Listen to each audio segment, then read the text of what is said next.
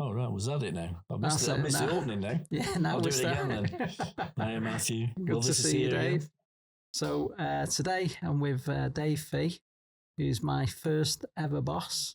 So I guess it's the apprentice and the master today.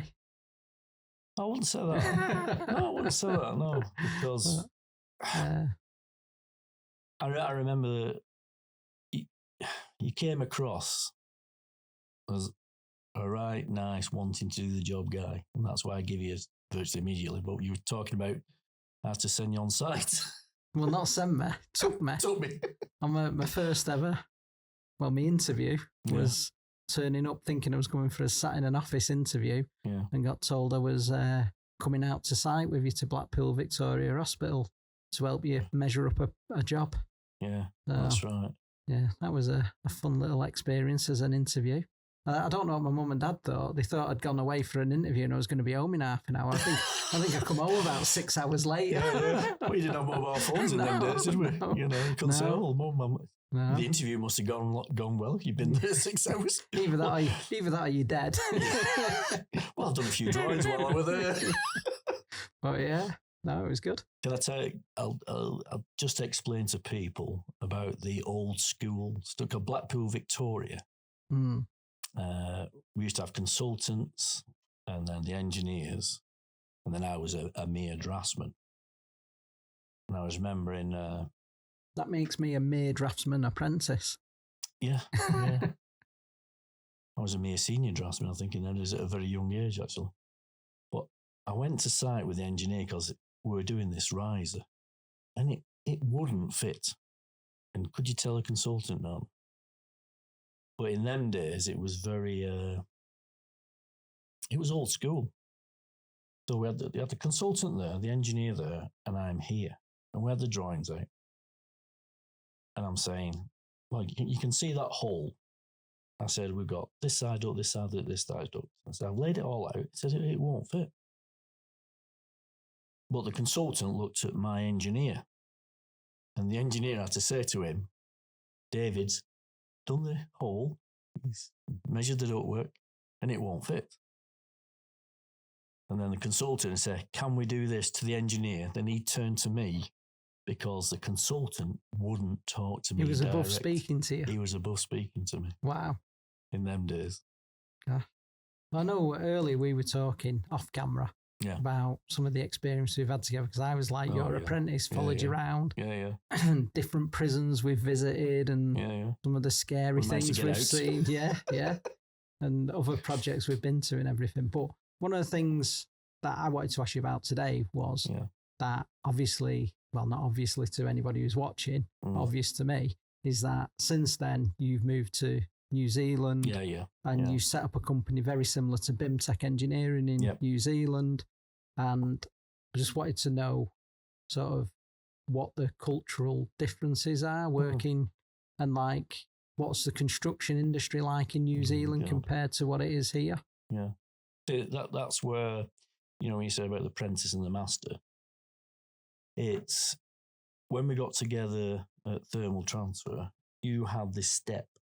You wanted to know about ductwork, then you wanted to know about pipework. That's why you went there. And then you're going to talk about, electrical tray. I mean, it's tray in it, Tray's tray. Electricians won't be happy if they're watching this. No. Or electrical engineers. Yeah. Well, as long as the tray's big enough, they're all right. Yeah.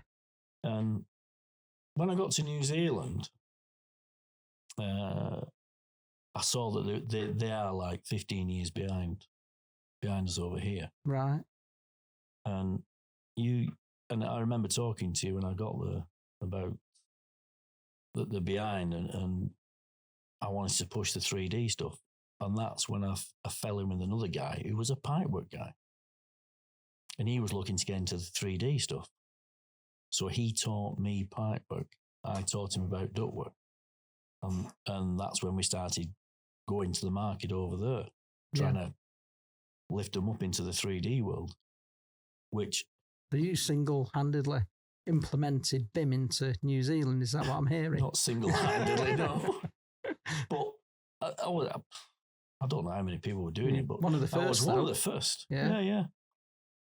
And I rode on your back. because of that, because of the way you've gone forward. Right. So I'd like to So thank I you get for that. royalties for that then. You're going to get a Guinness afterwards, aren't you? So shut up. I'll take that. Yeah. So, but obviously we talked about it today about, unfortunately, we're on a volcanic island. Yeah. And since Christchurch, I already spoke to you about this, we have like seismic restraints, and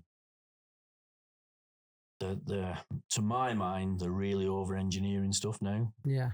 To try and save everybody's life in every situation, you can't do it. Mm. You know, I mean, I showed you some supports. I know, they were ridiculous. They're ridiculous. And then they're complaining about the costs of building over there and how slow it is. Yeah. I mean, a 20 mil copper pipe. I know. So the pipe costs about, what, £2 a metre? Yeah. And the support bracket to support it costs probably about 600 quid. That's right, yeah. Yeah. But it'll hold up in an earthquake. The building will fall down, but the pipe will still be there. No, I don't. It's hard, isn't it? I mean, I always remember going in some of the biggest construction firms over there, and one especially, which was one of the biggest at the time. They might have gone down the ladder a little bit, but we got laughed out at. We went in there as a lunch. I think we were a lunchtime sort of entertainment. Yeah. And we sat there in this meeting showing the 3D stuff because we'd just done a cinema. So we're using that as an example. They know we can get all the coordination done in 3D, so it's faster to put in. It's less materials wasted because this, that, and the other, And the cards were stacked against us in them days because they had the big boss there, and they had sort of like the old-fashioned coordinators there. You used to do overlay drawings. Yeah. And he was asking him, do you see any benefit in this? Well, I think they sort of like saw it as a bit of a gimmick. Not a gimmick, but maybe opposition to their role. Oh, right. Yeah. So they got a bit defensive. Very defensive, yeah. And this particular guy, I knew the job he was working on, it was a right cock up. And he's going, oh, no, we don't need these guys. Our job's going really well. I'm like, yeah. So we kept plugging away. Yeah, but it's come good in the end. It's come very good, yeah. Yeah. But I feel now they're sort of like regressing a bit now because, like you and me, we want to do the full coordination in-house as one. Yeah. Now they're going, because it's such a smaller market, these little firms are quite powerful. And they're saying, well, what's my draftsman going to do? Yeah. So now it sounds as if they're like going back to the old-fashioned way where they'll deal with all the... And then try and get someone to bring it all together. Yeah. Which I see that as an opportunity still for us. Yeah. Yeah. It's another role, I guess, isn't it? Yeah. And we're working towards that on a couple of projects. Good. And one thing I forgot to tell you was we've done our first scan job ourselves. Oh, very good. Over there, yeah. So have you bought a scanner or have you rented it? Or? No. My young lad Nathan, who loved the plug, has just done it via some apps. He's found or something. So I don't know how it's gone on. It might be rubbish. He'll be glad for that. Yeah. I haven't said any bad things, so it must be all right. But yeah. Because your technology is going. We don't know where it's going to. No. Well, the thing is, we invested. Going back 7 years or whatever it is now, but we invested probably with the scanner, little hand scanner software, around about 55k into scanning. And we thought we were going to take the world by storm with scanning. Yeah. We thought what sets us apart is we've got engineering knowledge. Where you had a lot of these firms out there that were just scanning firms. They didn't really know what they were scanning. They'd go in, they'd scan anything for you, and they'd produce you something that replicated what was out there. But they couldn't tell you whether it was a pipe, whether it was a duct, whatever it was. Yeah. So we thought with our knowledge of building services, we can offer a service where we can go out and we can scan and we can advise you exactly what it is. And at the time, when we sort of tried to bring that to market, we found nobody was actually willing to pay for that at the time. Yeah. And yet, funnily enough, I went down to a construction week in London probably about a month ago now. And I'd say 50% of the sort of stands and displays that were there was all about scanning. Yeah. And it just feels like we were 7 years too early. Yeah. And what it means now is what we bought 7 years ago is out of date compared to what you can now get for, I won't say a fraction of the price, but a lot cheaper than what we paid for. And it's one of them, and it's when do you trigger that point of buying something? Yeah. Because you buy something, and technology moves so quick. The second you buy something, it's out of date. Yeah. And it's like, is it worth that investment at the time you buy it? Yeah. Or is it worth trying to hang on to see what's the next best thing coming? And it's knowing that point to do it. Like you say, when we're down at Construction Week, we've seen this fantastic scanner again.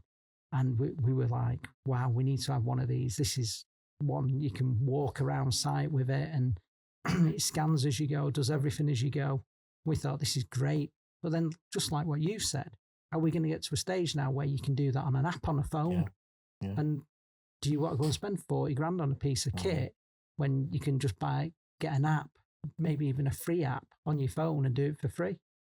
Yeah, I was doing the same. I was looking at investment in New Zealand, and it was well over $100,000 for the scanner, the training, and then you've got to find the work. Yeah. Well, that's the other thing, isn't it? Yeah. You can't look for the work and not have the scanner.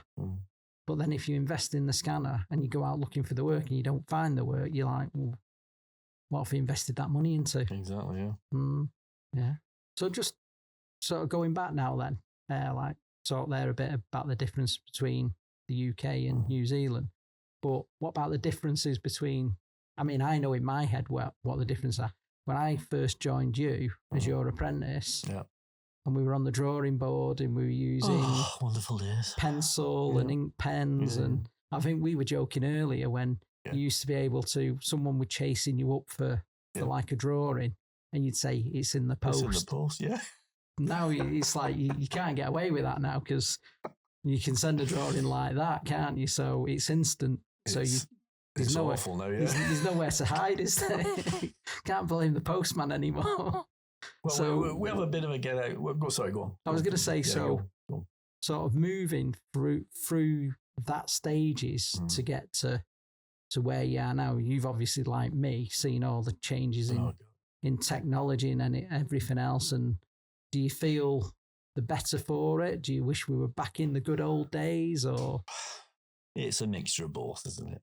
You know, when I first went into 3D world, being on the drawing board, we had that advantage that our 3D views were in our head. Yeah. When you're looking at a drawing there and you put your section up and then your other elevation, 3D orthodontic, no, that's a dentist, isn't it? Yeah. Orthographic. I don't know. Yeah. I don't know. So by doing that, then you're visualizing it in your mind. Yeah. And then I got this thing and I pressed a button and I could turn the model around and it was like, God, I love this. Made your life so much easier. Oh, did it? It reinvigorated me as a draftsman, But there is downsides to it. Is that, like you say now, emails, everything's in the cloud. So, especially with it being in the cloud now, and your clients can get straight into there. So if you say, yeah, I've done it, they can go, oh, you haven't. Why did you ever say you've done it when you haven't? No. No. Again, that's another thing I told my lads. I said, for God's sake, be no honest point in with lying. People. No, especially these days. The other thing, what you're just touching on there with like the sort of speed of people interrogating your models and seeing what you've done. Yeah. I think one of the downsides now is we don't have what we used to have called design freezes. Yeah. And you used to be able to say, that's it. This is what we're working with. And you'd have a period of time to catch up and say, right, we're going to work with this design. Yeah. And now we're coordinating. And whilst we're coordinating, the architectural model, the structural model. They're developing as we're developing. Nothing's ever frozen now. Yeah. It's you'll think you've coordinated something, and then like it is normally every 2 weeks, everyone uploads the models, and you'll upload that latest model and find out you've got 100 clashes or something that you didn't have the day before, and you kind of reworking stuff, and it's the sort of thing, because you're like me, you've got your own business and everything, and you can't price for that. If you included that in your pricing and said, you never get a job. They'd say you're too expensive. Yeah. So you kind of have to take a lot of that on the chin, I think. Like you said, because it's so easy to change now, they change it. Yeah. In the old days, like I say, we'd do our drawing, we'd send that off, and a few days later, we'd come back with the markups. Yeah. We'd do the markups, and then that's it. Yeah. Technology now, can you just move that vessel over there? I think it'll look nicer over there. Huh? Yeah, I can do that. Oh, and then can you do this? And then, Yeah, there's a bit too much input from outside sources now into what you're producing as what would have been a drawing back then. Now it's a 3D model. Yeah. So there's a lot more cooks in the kitchen, isn't there? Yeah, and I think again years ago when we're talking about Draftsman, I think we're getting more and more put on us these days. Like you're talking about the fire regulations and you're expected to know everything. Yeah. So I've always said this is that when we deal with clients, and I've been to meetings where you'll sit down and you'll speak to the client's ventilation specialist, the pipework specialist, the public health specialist, the electrical specialist. They'll have all these specialist people, but every one of them you speak to as a specialist talks to you as if you have the same knowledge as them. So you're meant to be a specialist in all these different fields. And that only comes from experience. Yeah. It's not something you can learn in college in 2 or 3 years or whatever. And there's no courses that teach you that level of knowledge for what it is we do, I don't think. There again, you've got that, like you just mentioned about 5 different things then. We're then got to put it all together. Yeah. We've got to pick all those bits out and make sure it's right. Yeah. Consultants, I think consultants' models are getting better. I do. Yeah. I do, yeah. And I found that we used to always have this thing where we'd say a consultant does a design model, they then pass the design model to us. Again, any consultants watching, we then throw the model in the bin and we start again and we do a model that's fit for construction.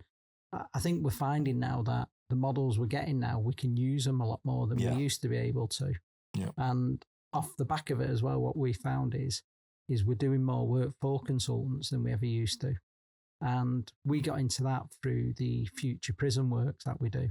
And we ended up working on the future prisons, and we had to catch up stage 3 because the stage 3 got redesigned and they'd lost the stage 3 period, but construction on site was still ploughing on. Of course. We got asked, how can we improve it? And we were like, well, let us work with the consultants and let us produce their models rather than them produce a design model and then us throw it in the bin and start again. So we did that. And by doing that, we kind of got ourselves in a good position on the prisons where we work with a few different consultants on the prisons. We work with a few different contractors on the prisons. So we kind of work with the consultants, taking the models stage 3, stage 4, and then we kind of get novated over to the contractors and we can work on the prisons then through the stage 4 into stage 5 and then hand over at stage 6. So it's we've kind of fell into a position where we're bringing the consultants models and the construction models together and sort of creating that bridge. Well, funny enough, quite a few years ago, we got the New Zealand market was going down, so we shot across to Australia and picked up some work from there. Because again, they were a little bit behind. And no, they got into the 3D stuff, but there wasn't that many people. And we got snapped up. And an engineer in those days said to me, he said, "Oh, Dave," he says, I see companies like you working direct for the consultant. It says, and we'll just take that and fit it. Yeah. And I laughed. And what you just said then, that what sparked it off a bit. Yeah. I think that's the way, I feel it's the way it's going a little bit, because I think more onus is getting put on the consultants now. Yeah. That there is. They're not getting away with producing a model that design-wise works. They're having now to prove that sort of installation-wise it works as well. And that's where I think they need people like me and you. Yeah. Or our companies. Yeah, definitely. That experience. Yeah. Do you find prefabrication's a big thing in New Zealand? Because it's massive over here now in the UK. They're trying to, see again, Matthew, it's such a smaller market. They're trying to get into it, but they don't have the scale of jobs. Right. We were doing some modules for a refurb job right in town, right near the front. They were converting this building. It used to be a big old bank into apartments. This is right, because it's in centre of town, we want to put your modules in, bring them in. Corridors only. So we were doing the modules, and then the other subbies were taking off our branches. And so we did all that work. And then they looked at the weights of all these modules. And it actually, when the structural guy looked at it, he went, they'll bring the building down that, because they were so heavy. So, I mean, it's up and running now. I don't know what happened to the job, but obviously they had to change the design, But no, it's, I know they do it a lot in Australia. Yeah. Yeah. Because we did a big hospital over there, Melbourne Hospital.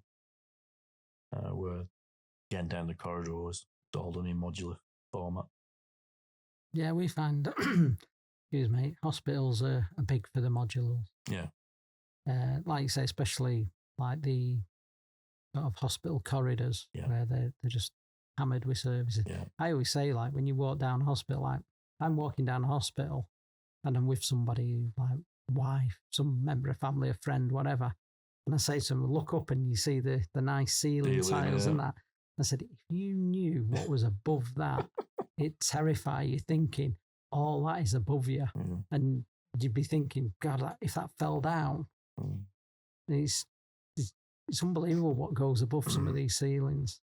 And I think, I mean, for us, the modular side of it, it's just growing and growing in the UK. And I think it's all coming down to program time. Oh, yeah. So what we're finding is that these modules can be getting built whilst the structure's getting built. And then the second the structure's ready, they're brought from a factory, boom, and they're up. Yeah. And the amount of time it saves. So, and I think it's like most things these days, isn't it? Everything's cost. Yeah. And time is the biggest cost. I mean, when you look at some of these projects, if they overrun and you look at what the liability costs are and everything for them to overrun, everyone's terrified of projects overrunning. So if you can use prefabrication to sort of, just firm up that program and give a bit of, well, like I was saying to you about the lateness of getting us on board is a big problem for us over in New Zealand. Yeah, we still have that here as well. We get, I mean, some projects are good and we get a good, nice lead in, and they tend to run better than projects because you can plan it better, you can plan your resource, you can look into setting all your families up, you can do everything up front. So then when you are ready to go, you hit the ground running. Right, yeah. Whereas we still get the projects where you promise the project and then it's we're going to get our order next week, we're going to get it next week, we're going to get it next week.